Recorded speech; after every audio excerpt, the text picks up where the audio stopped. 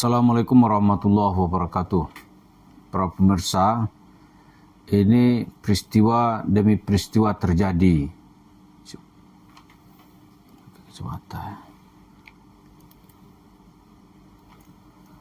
Assalamualaikum warahmatullahi wabarakatuh.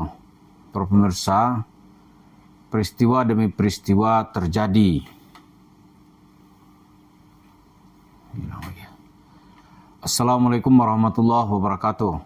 Para pemirsa, peristiwa demi peristiwa terjadi. Hanya saja banyak orang yang kehilangan fokus di dalam menyikapi peristiwa tersebut. Misalnya guru gembul, katakanlah dia menyebut dirinya guru gembul, gitu. Sebuah channel YouTube yang selama ini ya kita sangat senang. Saya sangat respect dengan pemaparannya yang logis dan argumentatif, gitu. Tapi untuk channel ini saya melihat guru gembul itu mulai kehilangan fokus, gitu, ketika dia terperangkap dengan teori konspirasi dalam membahas ya apakah tokoh-tokoh agama. Dia melihat ada Yusuf Mansur, ada Agim, ada Gus Miftah. Menurut dia ini katanya teori konspirasi itu ditolak, tapi fakta-faktanya ada, gitu. Ini kan aneh.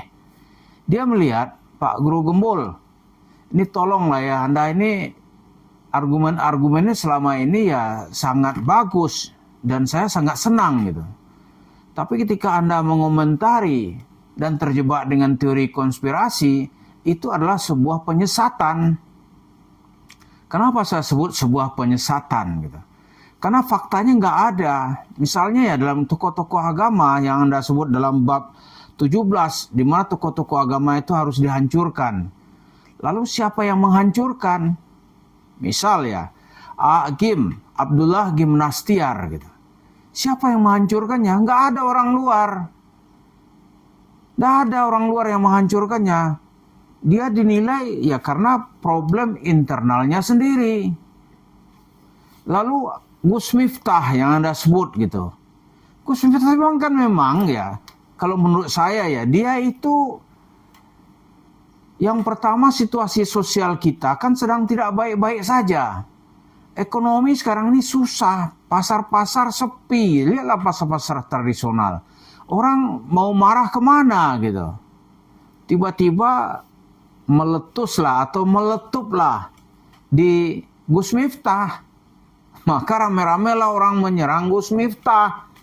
Walaupun ya, kalau kita lihat ucapan-ucapan Gus Miftah sebelumnya ya, redaksinya sama.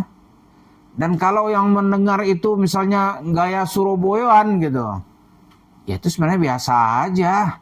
Tapi karena Gus Miftah memegang jabatan sebagai menteri, memegang jabatan sebagai utusan khusus presiden dalam masalah toleransi dan sarana keagamaan, maka serangan banyak ke dia.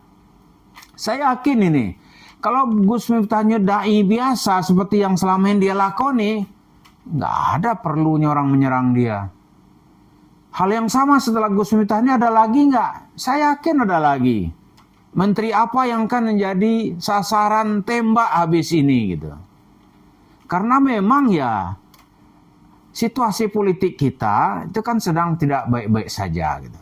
Lalu ketika Anda mengomentari tentang Yusuf Mansur, itu konspirasi siapa? Ini terlihat sekali, ini Pak Guru Gembul ini nggak paham-paham tentang Yusuf Mansur, gitu.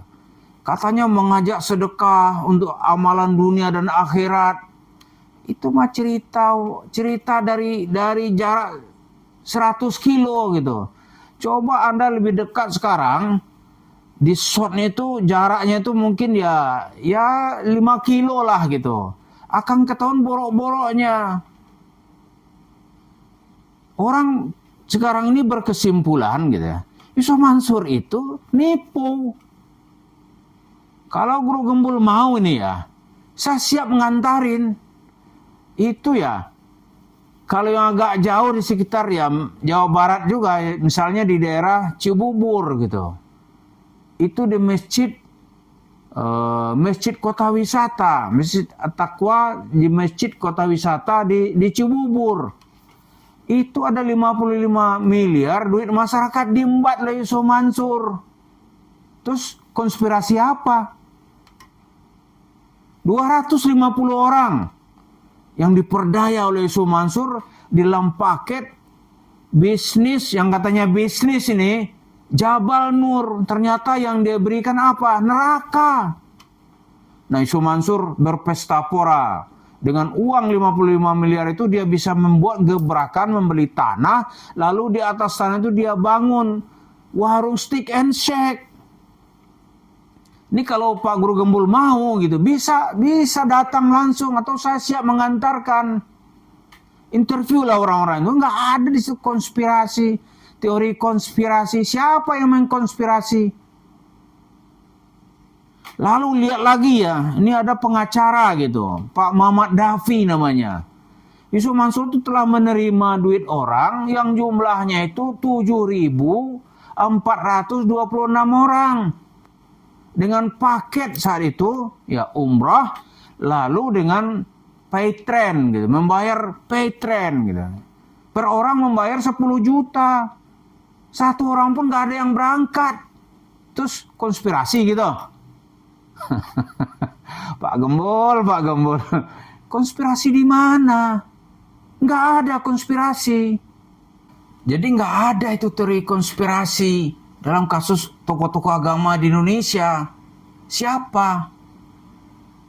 Anda bisa bertanya lah dalam kasus Yusuf Mansur ya, biar nggak melebar kemana-mana ini. Tanya dong.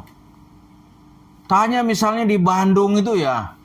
Itu ada namanya Kiai Atian Alidai, yang dikenal sebagai Ketua Majelis Ulama Umat Indonesia. Itu dia cukup paham siapa Yusuf Mansur. Tanya. Dia akan berkesimpulan semakin lama Yusuf Mansur hadir di panggung kehidupan umat, semakin memperparah kondisi umat Islam. Terus Atian Alidai ada yang ada teori konspirasi. Aneh-aneh aja. Allah. Saya ini melihat kemana nih? Saya pernah salut sama Anda karena saya lihat nih wawasan sejarahnya bagus ini. Tapi kalau begini caranya ya Allah. Tolonglah Pak Guru Gembul. Atau Anda tanya lagi ke Hagim. Hagim, bagaimana pandangan Anda tentang Yusuf Mansur? Pasti dia akan bilang, hati-hati. Dekat-dekat dengan Yusuf Mansur harta kita habis. Terus Hagim dia termakan teori konspirasi gitu. Ada tanya tokoh-tokoh. Jadi teori konspirasi itu dalam ilmu sosial nggak bisa dibenarkan. Walaupun dalam fakta-fakta ada yang jatuh misalnya nih. Anda kan lihat tokoh agamanya yang jatuh. Yang sukses dong. Yang sukses banyak. Misalnya nih, tokoh-tokoh dari pimpinan ormas misalnya nih. Tahan lama. Iya kan? Tahan lama dia.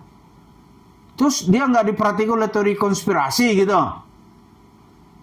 Jadi mari kita lihat, kita pahami duduk persoalannya. Jangan, ya Yusuf Mansur itu memang ya dikenal sebagai tukang kibul.